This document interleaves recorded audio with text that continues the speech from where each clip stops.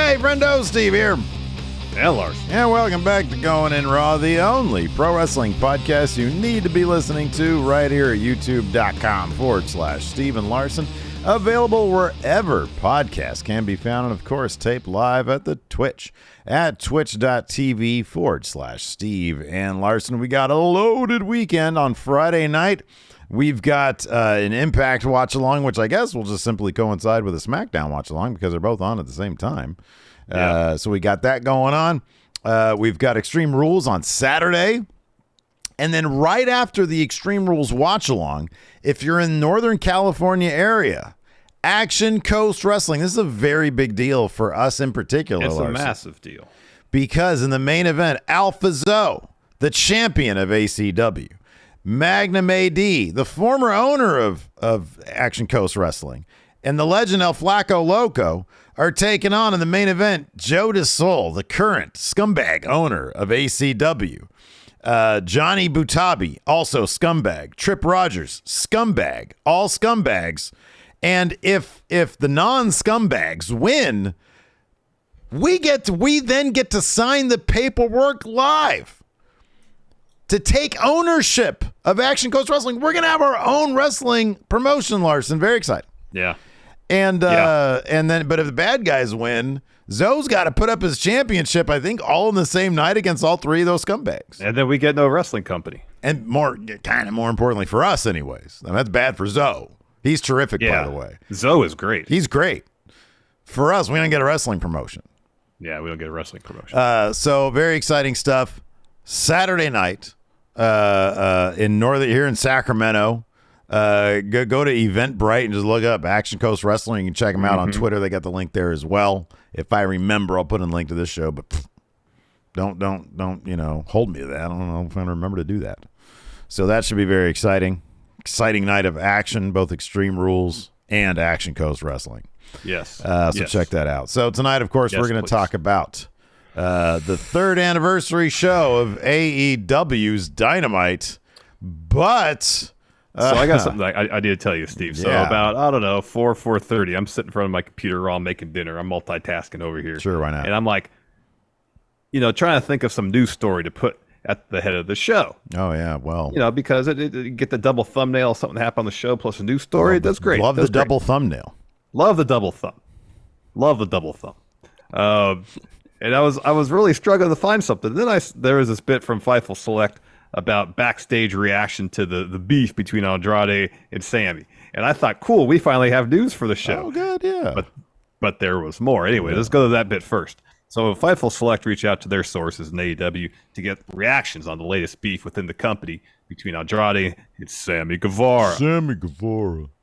Many of them weren't terribly happy about it. One veteran talent told Fightful when asked if they thought the spat was a work or a shoot, said, quote, "When you get into mentioning that wrestling isn't real, it defeats the purpose of whatever storyline you could be trying to work. They were talking about hitting each other hard and complaining, so if it's a work, it's a bad one.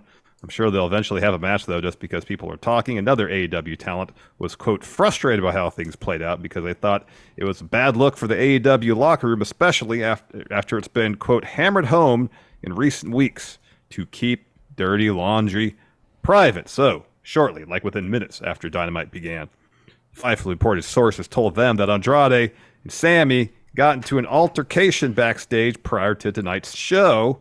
Sources told Fightful the altercation began as an argument, then turned physical when Sammy shoved Andrade, and Andrade responded by throwing a punch.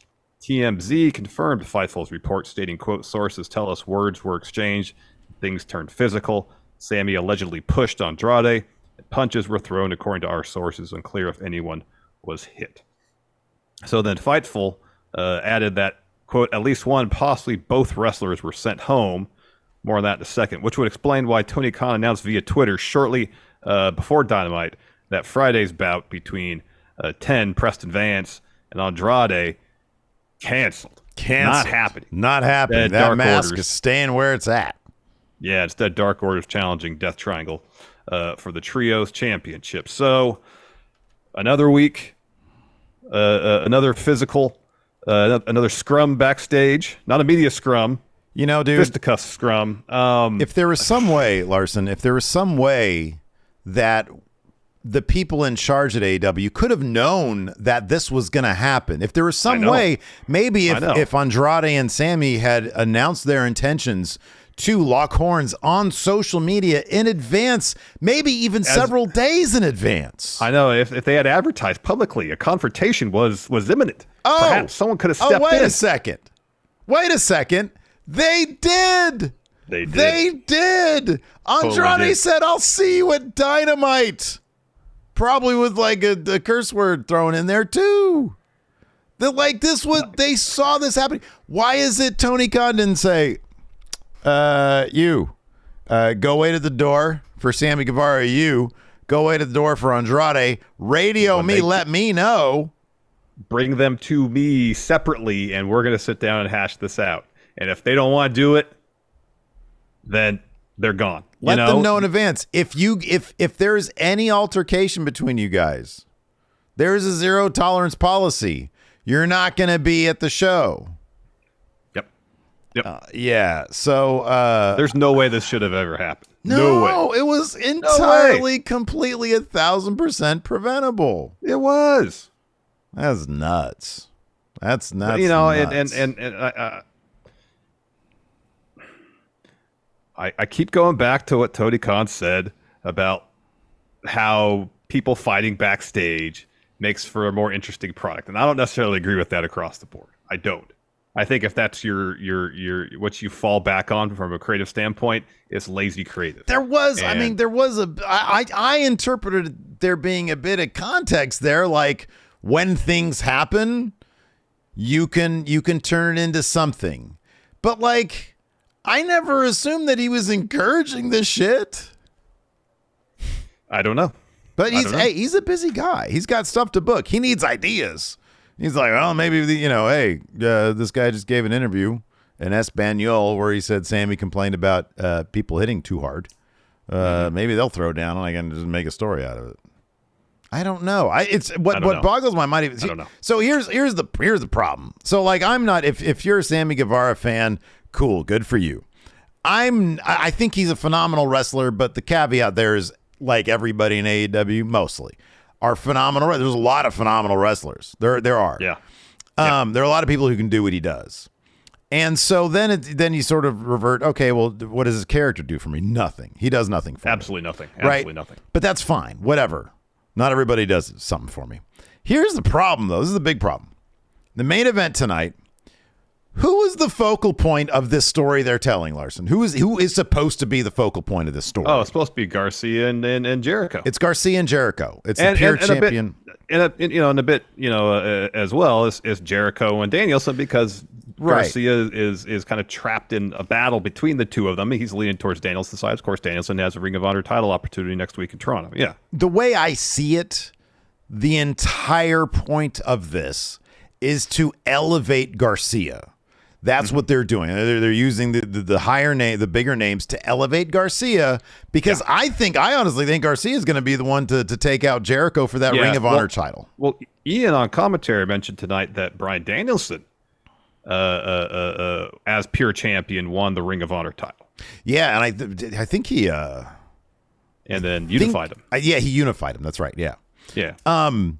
So the night. So yeah, I mean, I think it's entirely what it's going to be. Is Garcia's be the one that beats Jericho for that title? So 1,000%. Getting back to the main event tonight, the night was supposed to be focused on Garcia. Everybody, but what was Sammy doing the entire time?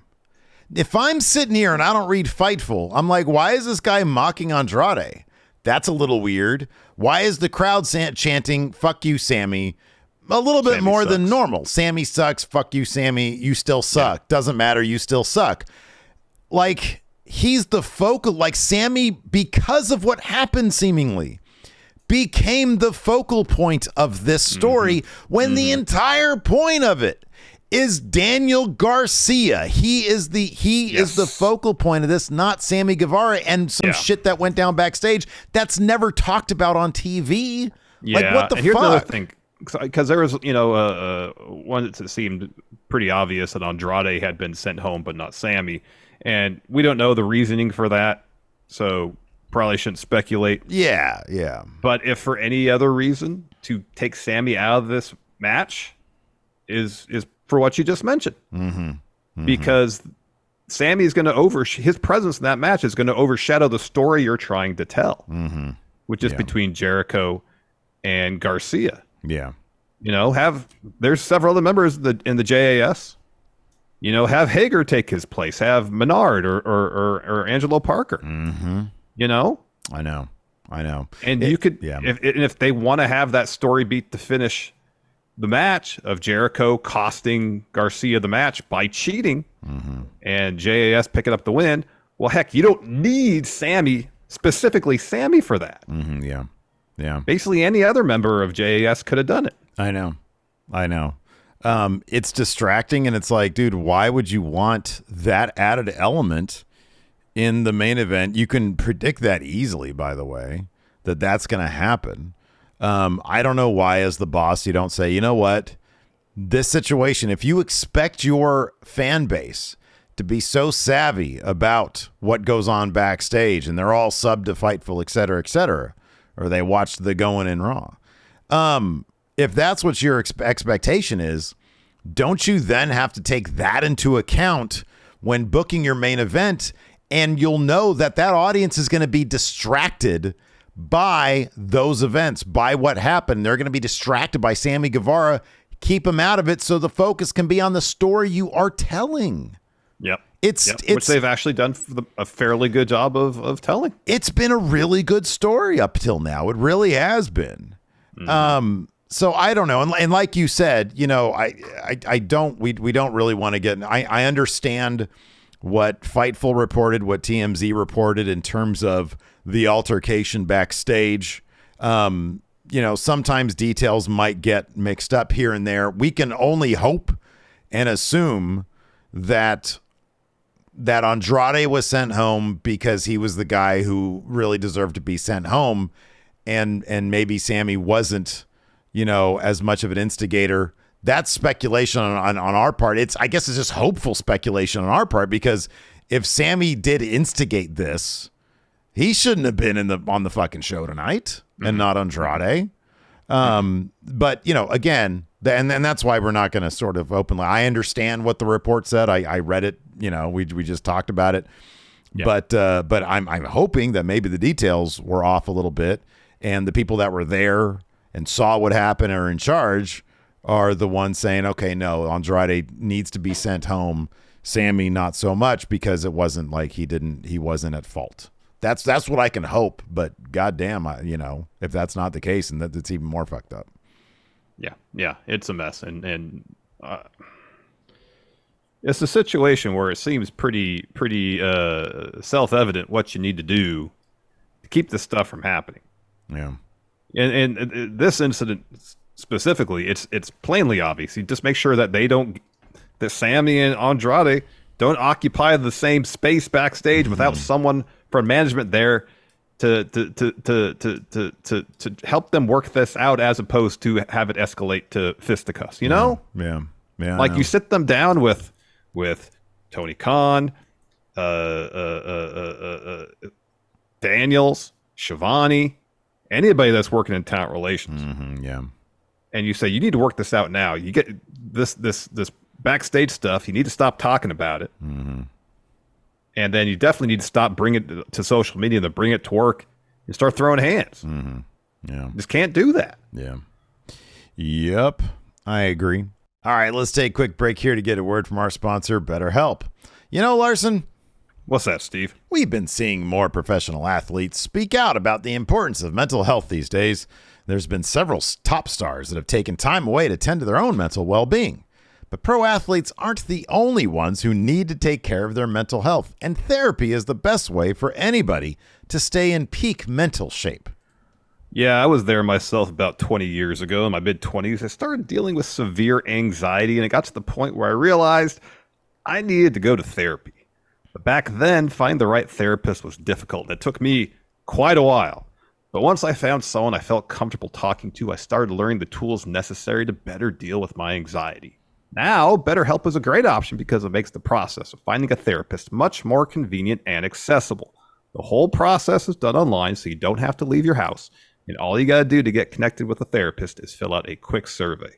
Plus, you can switch therapists at any time. So when you're ready to feel at the top of your mental health game, therapy can get you there. Visit BetterHelp.com/raw today to get 10% off your first month. That's BetterHelp, HELP.com/raw. And let's get a word from our sponsor, ExpressVPN. So, Steve, I'm sure you're aware that anytime, and I'm talking anytime, you go online without using a VPN, your internet service provider can see every single website you visit. And then they can go and sell that information to ad companies and tech giants without your permission. And then those ad companies and tech giants use that data to target you. Those tech giants always up to no good. You know, those ad companies and those dirty tech giants can try to target Steve, but they won't be able to because I use ExpressVPN. You see, Larson, when I fire up ExpressVPN, my internet provider can't see my online activity because my data has been encrypted by ExpressVPN to maximize my protection.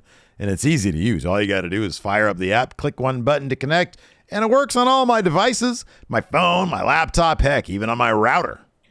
Yeah, man, I can't stand it when I search to see how much like a waffle iron costs, and then I'm inundated with waffle iron ads whenever I go online. I can't stand when that happens. But you know what? When I use ExpressVPN and then search to see how much a waffle iron costs, guess what I don't get? Waffle iron ads? You got it. You're right. So secure your online activity by visiting expressvpn.com/GIR today. That's expressvpn.com/GIR, and you can get 3 extra months free. expressvpn.com/GIR. Before we get back to the show, let's get a word from our sponsor, Raycon. Steve, I know I've mentioned this, but most mornings I try to get a workout in before we start working, and I love to listen to some music to pump myself up when I'm getting some gains. Lately, I've been listening to a lot of 90s stuff, especially Pavement. Got back into Pavement. Nice. And it's sounding better than ever through my Raycon wireless earbuds. Some 90s stuff. I might be listening to some Frampton then. You know, dude, Raycon's everyday wireless earbuds look, feel, and sound better than ever. They've got a great in-ear fit thanks to optimized gel tips, and I understand you're going to perform a demonstration of that great in-ear fit right now. Is that correct, Larson? Yes, Steve, I'll show you the way. Get it, Frampton? I'm going to shake my head here, and these earbuds, they're not going to budge at all. Look. Oh, man, he's shaking his head so hard right now. Look at that. Up and down. Up and down. Look at that. Oh, my gosh. So violent. And those Raycons aren't going anywhere, ladies and gentlemen. They are staying in his giant head. Oh, my goodness gracious. You know, Raycon wireless earbuds also offer 3 sound profiles that match up your audio experience to whatever you're listening to. If you're into podcasts like Going In Raw, then put your Raycon wireless earbuds on the pure sound profile. But if you're listening to some rock, switch over to the balanced profile, or if you're listening to some hip-hop or EDM, switch to the bass profile. And Raycon wireless earbuds also offer 2 different modes: noise isolation mode for when you want to block out the outside world and rock out like I do when I'm lifting weights, or awareness mode for when you're listening to a podcast or music in the background while you're maybe getting some stuff done around the house. And Raycons are priced right. You get quality audio at half the price of other premium audio brands. So go to buyraycon.com today and use code RAW15 to get 15% off your Raycon order.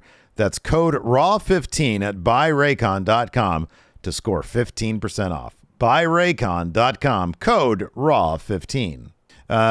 Third anniversary of Dynamite was what we're talking about here.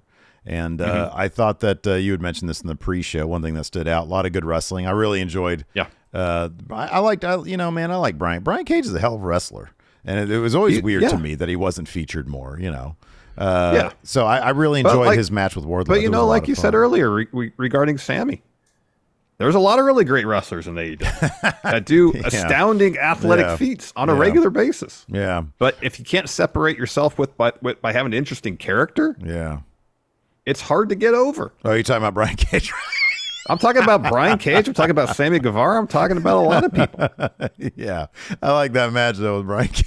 Oh, it was great. But you're totally right.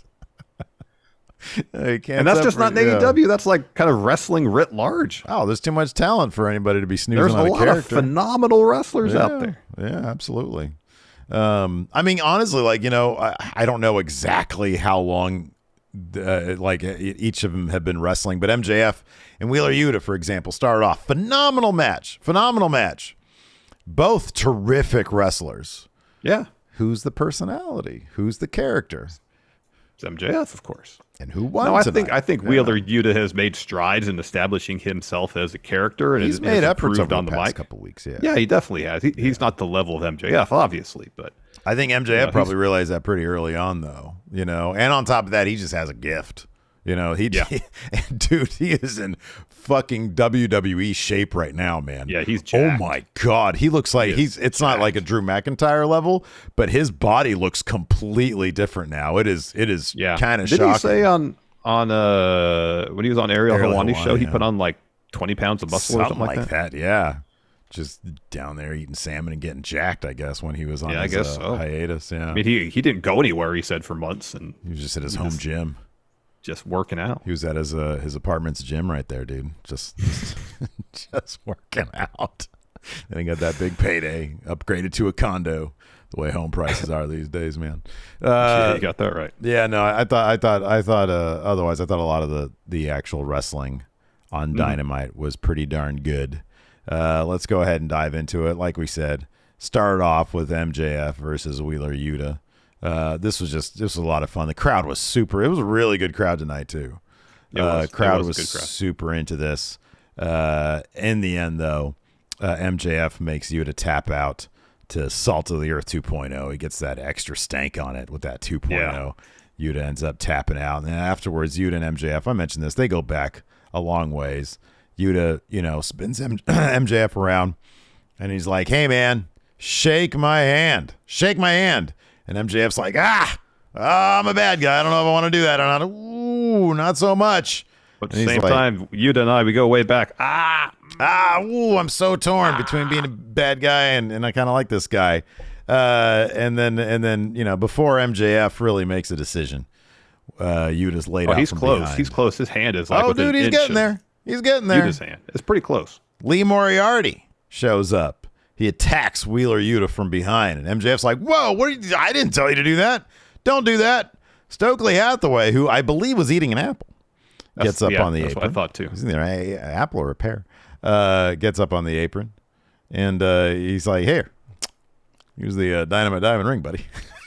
And even then, MJF's like, he's like, I don't want to do this. I don't want this. I'm trying to yell at you. Don't give me this. And then Regal, who was on commentary because the Blackpool Combat Club guy, he gets up at just the shiniest pair of brass knucks. Oh, yeah, he takes it out of his suit pocket, yeah. Puts them on, strolls down to the ring. MJF's like, "Whoa, buddy." So Stokely and Moriarty, they leave. And then MJF's like, "I'm not sure I want any of this, old man." And MJF leaves. So I don't know, dude. Are we gonna get a face turn from MJF here, or is he just showing? He just show some dimension. I think that's good every once in a while. I mean, I given MJF's character, I would be more inclined to think this is some plan he has hatched, making it seem like, the firm is getting involved when he doesn't want, and that's gonna distract to somebody. He's gonna win a match, maybe beat Mox to the title because of it. There was something interesting that Jericho said at some point in some interview. I don't remember. But he said he was talking to MJF about, the return. And he was like, you're going to be a big babyface when you come back. He's like, I don't want to be a babyface. Yeah. He's like, you're going to have to. Like, the people aren't going to accept you as a bad guy because they just love you so much. And it makes me wonder if maybe they're preparing for that eventuality by, making him a bit less overtly heelish, or maybe it's part of a grand plan. I don't know. The all-out scrum, is that what it was? Okay. Oh, are there muffin bits laying around? Is that why? Okay. Oh my goodness. Anyway, then we had a Danielson. We had a main event video package hyping that up, and then we had a Jericho Appreciation Society interview. Medar's talking about how Garcia spit in their faces. Says, look at our history together. You take the gift that Jericho gave you, that hat Hager has it on, and you threw it down the mat. And Hager just says in the background, "I love this hat." So then Jericho says, but it was Garcia's rebelliousness that led him to join JAS anyways, and lessons will be learned tonight, though. And Sammy says, if you don't, we'll end you. And then Jericho turns his attention to Danielson, says in Toronto, I'm going to desecrate Brian Danielson's legacy and walk out of Dynamite still the Ocho. Some audible boos when Sammy stepped up and started talking in the crowd there. So they're all checking their Fightful feed and whatnot. After that, another possible face turn here at the end of this match. This one seems much more likely. Yes. Jay Lethal versus Darby Allen, which bums me out because I've been loving Jay Lethal's heel work. Oh, so much fun. He's so damn good. So anyways, yeah, this was a really, really fun match. Jay Lethal got knocked a bit silly when he went for lethal injection, sort of landed on his head a bit. So then at a certain point, towards the finish of the match, Satnam Singh and Sanjay Dutt come out. Now, Jay Lethal had told those guys, hey, stay backstage, don't bug me. And I want to do this on my own. So they come out. Lethal's like, he gets distracted by them. They're just on the stage, and he's like, stay, don't come to me. And then Darby ends up taking advantage of that, hitting him with a Rana into a roll-up. They exchange roll-up attempts, and then Darby wins with that awesome Last Supper of his. Mm-hmm. And then Darby gets in Jay's face. He's like, you don't need them. You don't need them. You're Jay Lethal. You got a really good Ric Flair impression. Yeah. And then again with the shaking of the hands attempt. And then Jay, in the most angry way, oh, fine. And he shakes his hand really, really aggressively. So yeah, we'll see what happens with that. I've become a big fan. I always appreciated Jay Lethal for like his legacy and all that, but it wasn't until he went heel here in AEW I was like, oh, okay, that's cool. I got plenty of exposure. The pairing of him and Sanjay is really, really good together. Mm-hmm, yeah, they're really good together. Then we got the Embassy video package. Prince Nana is talking about how the Gates of Agony are just going to come after all the tag titles. They want all the tag titles. Oh, yeah, dude. And that Brian Cage is going to get that TNT title tonight, and that match was next. Brian Cage versus Warlow. This match was tons of fun. Oh, man. Tons of fun. They were trying to outdo each other with all sorts of impressive athletic feats. Oh, man, just so much meat in this match. Yeah, this is really fun stuff. I like this a lot. Like they were doing like dueling Ranas. Mm-hmm. Warlow busted out a Whisper in the Wind. Yeah, that was cool. That was neat. That was pretty wild. At the end, though, 4 power bombs? Yeah, Brian Cage loses. Mm-hmm. Warlow wins. So then Gates of Agony come to the ring to attack Warlow, Samoa Joe, of course. War Joe. Tag Samoa team. Low, baby. War Joe runs to make the save, but he's overwhelmed by the Embassy as well. Then FTR, they come out to make the save. Embassy leave the ring with Gates of Agony, get back on the apron to have a stare down with FTR. Seems like we're going to get a Ring of Honor tag title defense. FTR is going to have a match? That's cool. That's novel. I know. After that, Britt Baker has a promo. She's got some bad news. She says, as the face of the women's AEW women's division, but more importantly as a role model, I have to answer the question everybody's been asking. And the answer is no. Saraya will not be wrestling in AEW. The doctors won't clear her. So that makes AEW officially my house, the doctor's house. Mm-hmm. Yeah. Mm-hmm. After that, we had a 6-woman tag match. Penelope Ford, Serena Deeb, and Jamie Hayter, who got the biggest pop of the night. Well, maybe the second biggest after Willow got that pin. Willow Nightingale, Athena, and Toni Storm made up the good guy team. And there's a lot of fun stuff going on in this match, dude. Yeah, this was a really fun bout. And yeah, Jamie Hayter is getting every week louder and louder and louder. Receptions. Willow, though, as you mentioned, did get the win here. She hits Penelope Ford with a Dr. Bomb to get the W. Afterwards, Saraya gets the ring to celebrate with the face team. But then Britt gets in there and gets in her face. Mm-hmm. And like Britt's like, to the crowd, I told you, like, she can't do anything. And then Saraya, bang, punches her. Whoop. So they get in a hockey fight. They're both throwing hands at each other. And then everybody starts brawling. And eventually, Saraya and Britt are the last two in the ring, or 2 of the last 3. And so Saraya throws Britt out, and then Rebel's the last in the ring to save for Saraya. And Britt's like, she gets on her knees, and she's pleading with Saraya, don't hit me. And then Saraya kicks her in the head.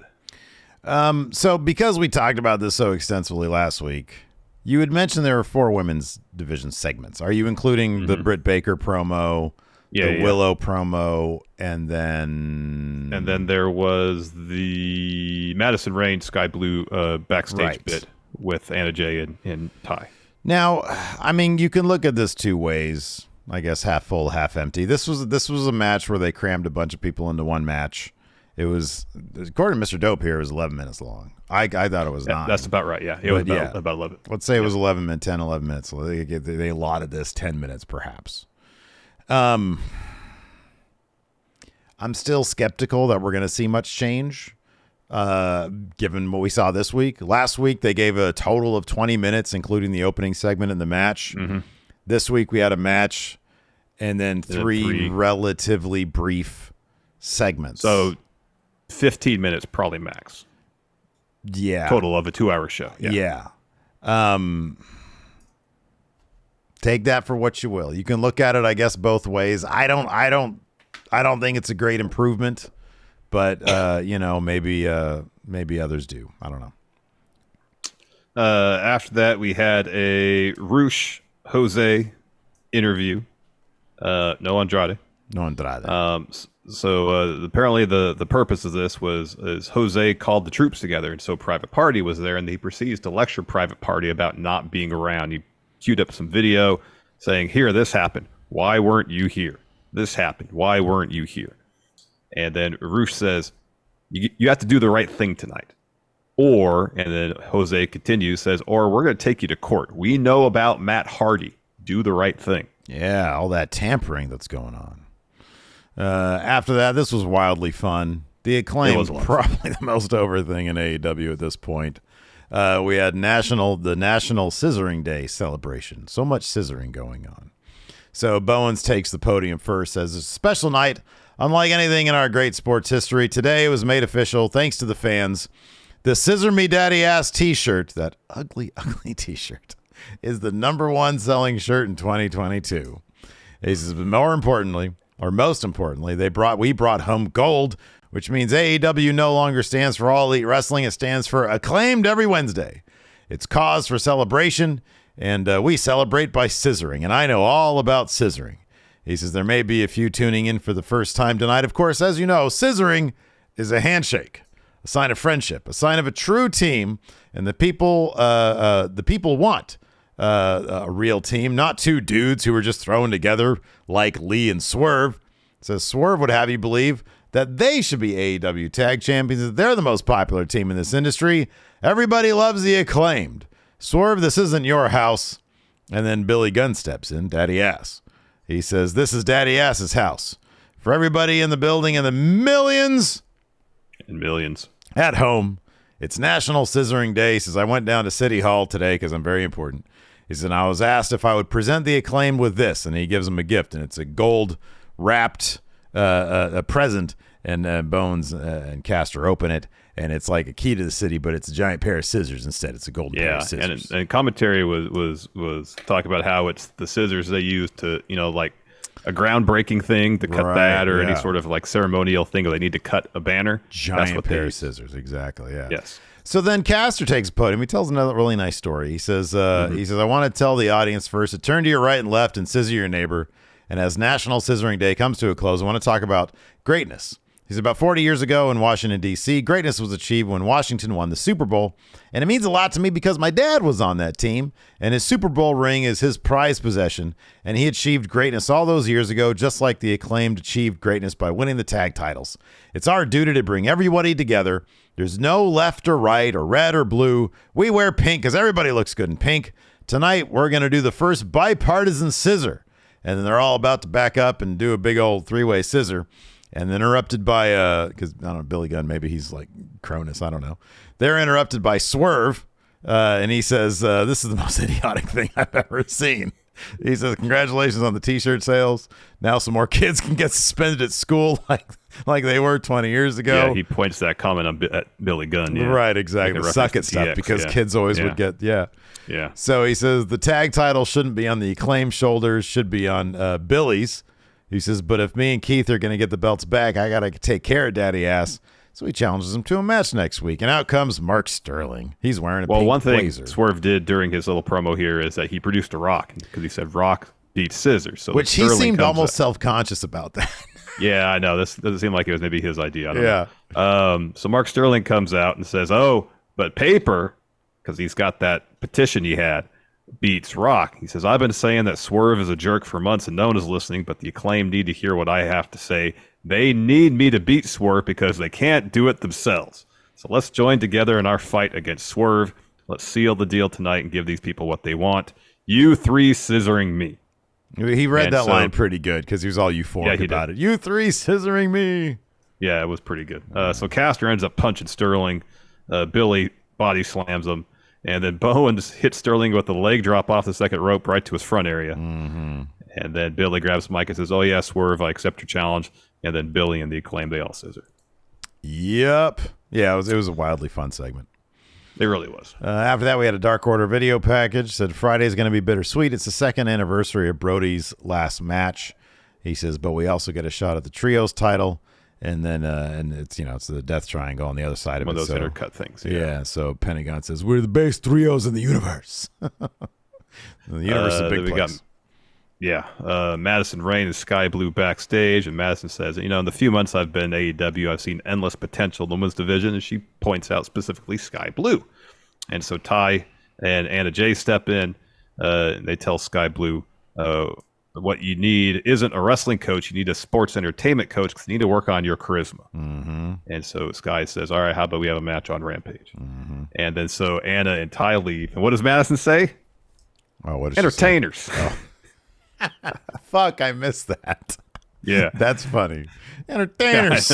Yeah, entertainers. She said it just like Menard, too. It was pretty funny. That's good. Damn it. I missed that one. That's good. I'll go back and watch it.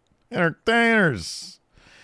Let's see here. After that, we had Roosh versus Hangman Page. My God, what a match. Roosh is so much fun. Hangman Page is great. This was really good stuff. Page got the win here with a buckshot after he countered Bull's horns with a lariat. Private Party then come to the ring. They're about to get in. Then Mox comes through the crowd. And so he stops like around the barricade and just looks at Private Party and shakes his head. No. So they back off. So Mox calls for a mic. He gets right in Page's face. They're like button heads.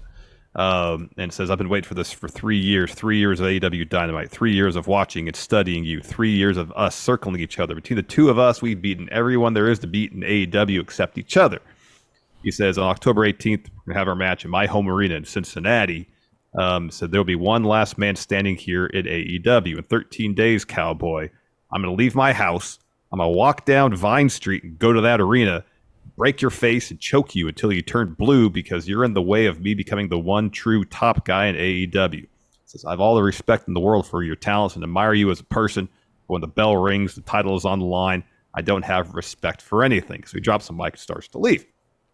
Hangman picks it up and says, well, you've been waiting for so long for this. Where are you going right now? Ooh. And so Mox gets back in the ring, grabs the mic and goes, you're a sweet kid. Like a lot of kids around here, say a lot of stupid shit that gets you in trouble. And Prince says, I'm going to give you a pass tonight. Yeah. I'll see you in 13 days. Yeah. It's not exclusive to kids there, Mox. Somebody about 10 years older than you got in a lot of trouble for saying some stupid shit too. So during this segment, MJF was backstage cradling his chip. Yeah. So Mox right now is clearly at a point where he can beat Hangman. Like that's a thing. When Hangman was champion, I think that when Mox went to rehab, it looked like they were going to have Hangman beat Mox. Yeah. I'll put this out here because I agree with you. I think Mox is probably going to win Cincinnati. Dynamite the following week is in Virginia, which is where Hangman's from. So I'd be surprised if Hangman won, but no, I don't think he's going to win. But if they were smart, they would protect him with a little bit of MJF. Now we had both where I had suggested, we had talked about, I don't know who suggested, but we had talked about the possibility if they got some balls there in AEW, have MJF cast that shit in Cincinnati and win in front of that crowd. Oh boy. And you protect Hangman Page and you get what you want with MJF. Ooh boy. It's a good idea. They should do it. And then you can have Hangman confront MJF the next week in Hangman's hometown and say, that you ruined my match, because he'd wonk it so that he could cash in or whatever. And crowd would be behind him, and maybe they set up that because they're advertising Full Gear. It's like what, a month away or so? Is it late November? More. It's mid-November, I think. Mid-November. Okay, so 6 weeks away. Yeah. Yeah. Well, that'd be a month away from when that confrontation would happen. If Hangman MJF, and then you have MJF beat Hangman Shady, and you still protect Hangman. Yep. And Mox gets to go on vacation. He gets to go fishing. I gotta go fishing. So long overdue. It works out for everybody. Willow Nightingale next had an interview. She's talking about how stoked she was about her win. And she says, I'm more than just happy to be here. So at Battle of Belts, I'm challenging for the TBS title. And Jade and the Baddies step in. And Jade asks, haven't I already beat you twice? Do you really want to be number 39? And Willow says, nobody stays undefeated forever. We have a match. You could be 39-0, but you could also be 38-1.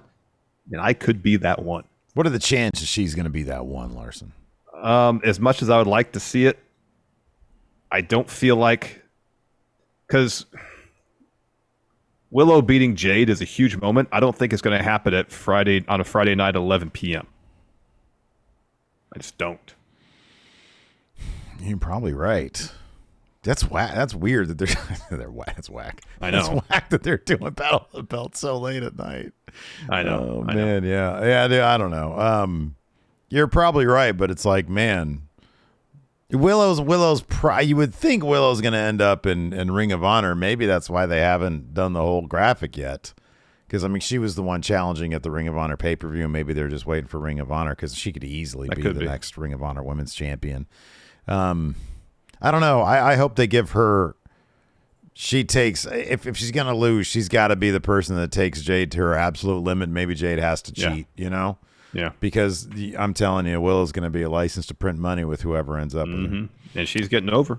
She's is getting over. Yeah, she is absolutely. So. After that, we had Luchasaurus just completely squash Fuego. This took all of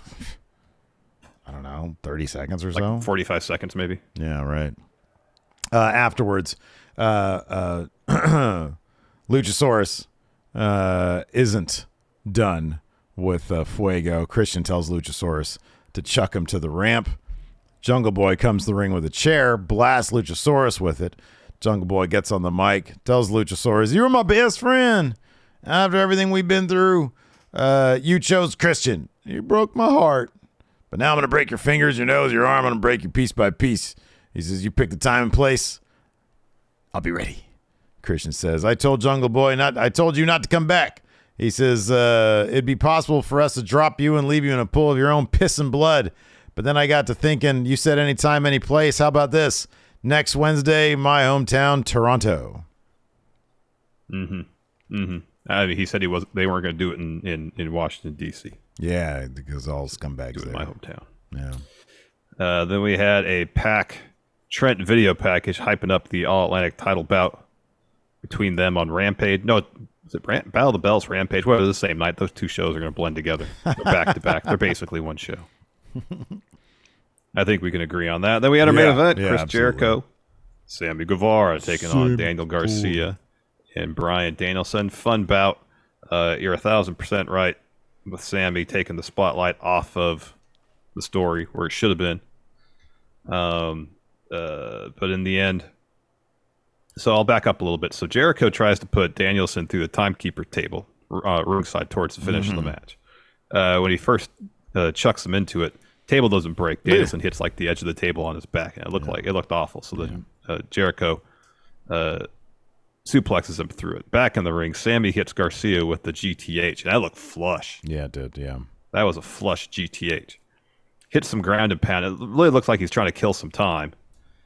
He's going for a shooting star press. Garcia gets his knees up and then locks on a Dragon Tamer. And Jericho hits him with the Ring of Honor title, and then Sammy just really casually goes and pins Garcia to get the win. And afterwards, Jericho Appreciation Society come down to the ramp to celebrate, while Jericho just kind of stares over at Garcia. Yeah.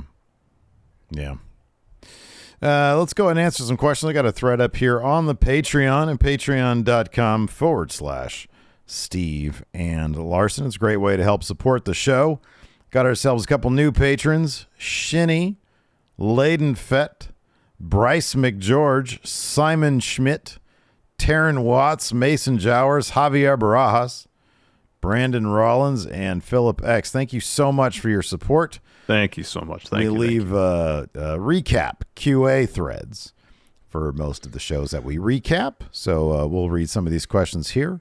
David Matushek, do you think the drama going on backstage could rupture the relationship between AEW and their TV partners, so Warner Brothers Discovery?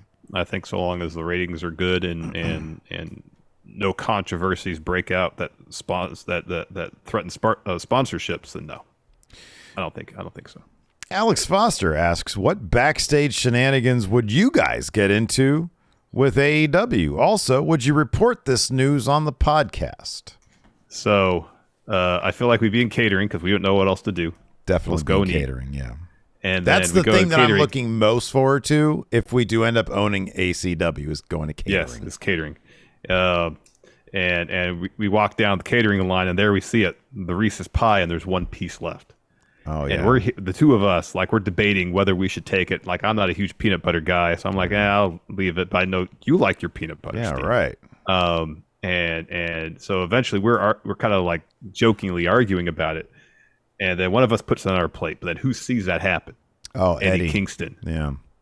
And he's like, "Who are you? Yeah. And why are you taking the last piece of Reese's pie? Who the fuck are you guys? You're not workers.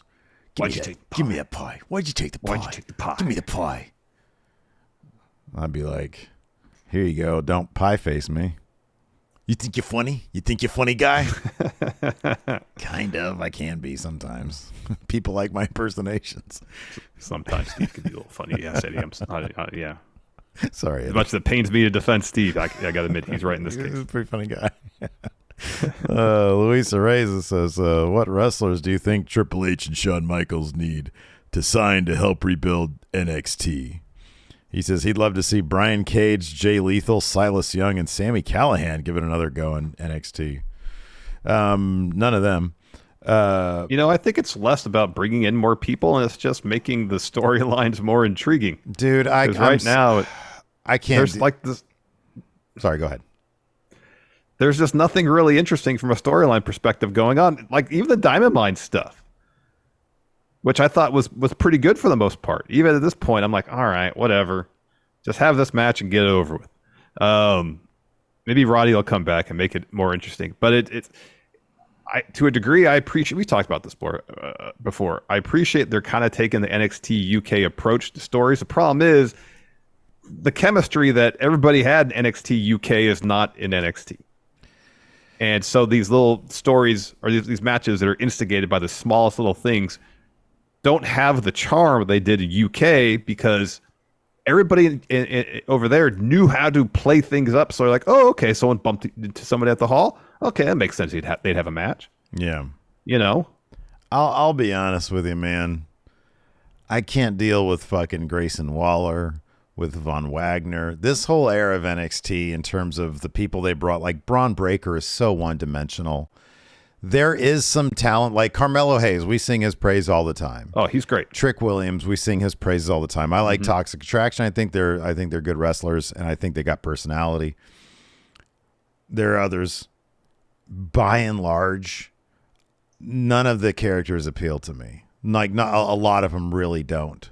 So yeah, man, I'd load it up. I'd look at like Kevin Blackwood. I'd poach some from AEW. I'd try to get Willow. I'd try to take a little bit from Impact, Masha, Killer Kelly, whoever. I'd poach some. I'd do a Lorne Michaels in 1985. That's what I'd do. I'd keep a couple of them. Keep Carmelo. Carmelo's John Lovitz. Yeah. and everybody else you get ready and you load up on just some of the great indie talent out there, because I can't do it. I can't do anything with Grayson Waller. Like, I look at him like, God damn, man. It's just, I can't. It's like the worst of the Miz, but with an Australian accent.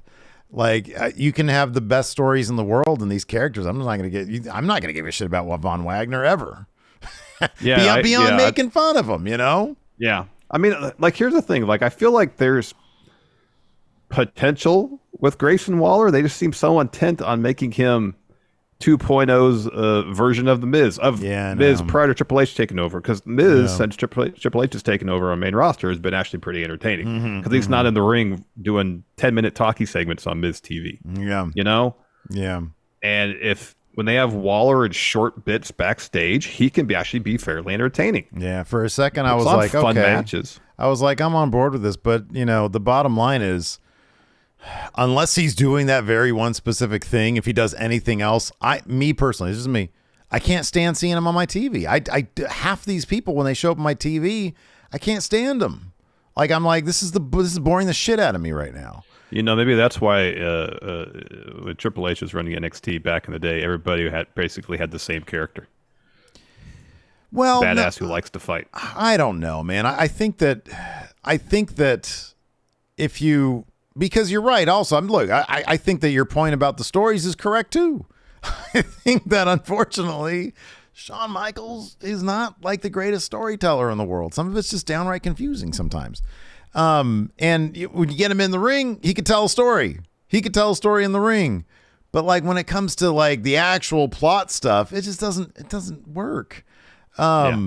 So I don't know, man. I liked how they did it before when they bring people in. And was there a phase they went through when everybody was a badass? Sure. And did that get a little one-dimensional? 100% I agree with you. I do. You can flip on NXT during that one span of time, and it was like, oh, God, another 20-minute banger. But if you go back to, and I know that Gargano and Ciampa sort of, they came in and they had to fight for contracts and everything, and they developed organically coming up. But it's like they had already been indie wrestlers for a spell. They knew their characters, and NXT didn't really try to change them. They didn't try to mold, this is who your character's going to be. Now they brought him in. They're like, hey, what do you do good? And that's what you're going to be. Yeah. And then you're going to develop these stories based on who they are bringing in. And I just would love to see them look, send whoever you want to send to Maine. If you think they got a shot on Maine, send them to Maine. Put them all into factions or whatever. Get rid of everybody. I don't want to see people lose their jobs, but like get rid of everybody else. And then reload with NXT 5.0 or whatever it's going to be with like really cool indie wrestlers and poach. That's what I think. That's what I think. All right.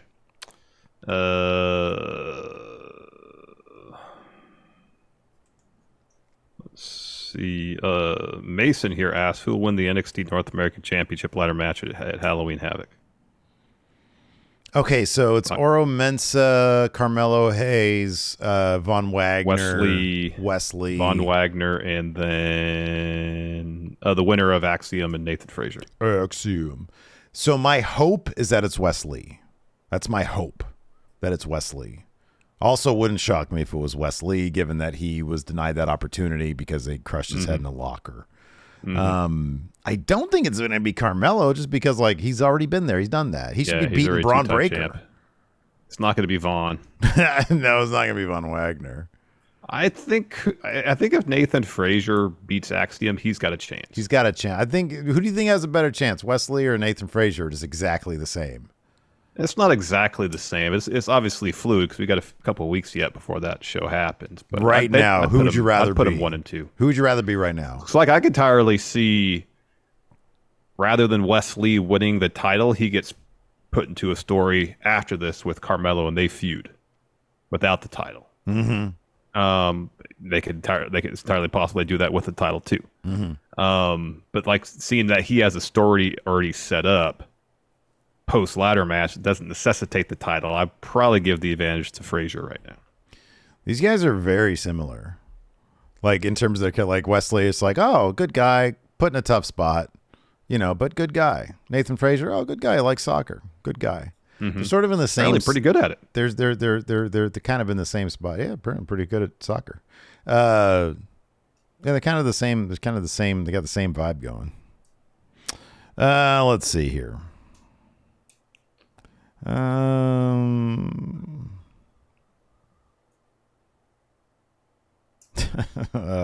trying to find another question here.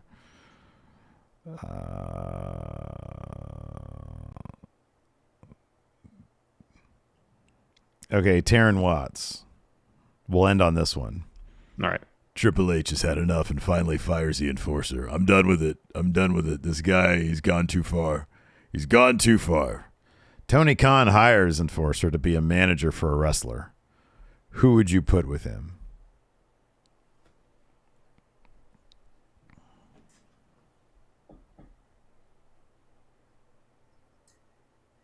Mark Sterling's tired of being powerbombed all over the place, so the enforcer is Mark Sterling's enforcer. Oh, okay. That's good. So he hangs out like with Josh him. Woods and Tony Nese, they have, they have stuff they want to do in the ring. They can't always be watching Mark Sterling's back. So enforcer's there just to watch Mark Sterling's back. I mean, here's the thing. Like, managers generally, I'd say I'd do this. Triple H doesn't fire him. He just sends him to NXT. And then Enforcer replaces Robert Stone because Robert Stone's not working out for Von Wagner. Mm-hmm. Enforcer is the dumpster champs enforcer. Manager, enforcer. And he gets the dumpster championship sanctioned in NXT. There we go. And it's wildly popular, and Von Wagner has a purpose, and then that leads directly to Von Wagner main eventing WrestleMania.